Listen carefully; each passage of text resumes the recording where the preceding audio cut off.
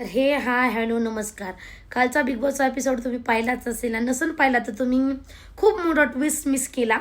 कारण हातातून जेव्हा शिकार निसटते तेव्हा कसं फील होतं ना, तसं अनुश्रीला नक्कीच फील झालं.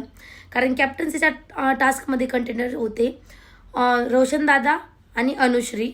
तर या टास्कमध्ये फ्रूटची प्लेट बनवून सगळे सदस्य होते आणि 4-4 जणांचा ग्रुप येणार होता आणि तो एक एक कंटेनरला स्वतःची प्लेट देणार होता.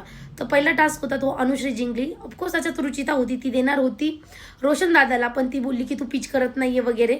आणि नंतर ना येऊन बोलली अनुश्रीला की अरे मी तुलाच देणार होते, मग ही असली कसली बहीण.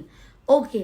त्यानंतर दुसरा टास्क आला. तर दुसरा जेव्हा गेम झाला त्याच्यामध्ये राखीने गेम पलटला आणि तिने दिलं रोशन दादाला. नंतरून आला राकेश बापट्टी जो काही इथे ट्विस्ट आणला आणि कुणाला जायचं नाही बोला आणि टास्क कॅन्सल झाला. त्यामुळे अनुश्रीलाही कॅप्टन्सी भेटली नाही आणि रोशन दादाला ती नकोच होती. पण अनुश्रीचा चेहरा जो उतरला, तुम्हाला काय वाटतं?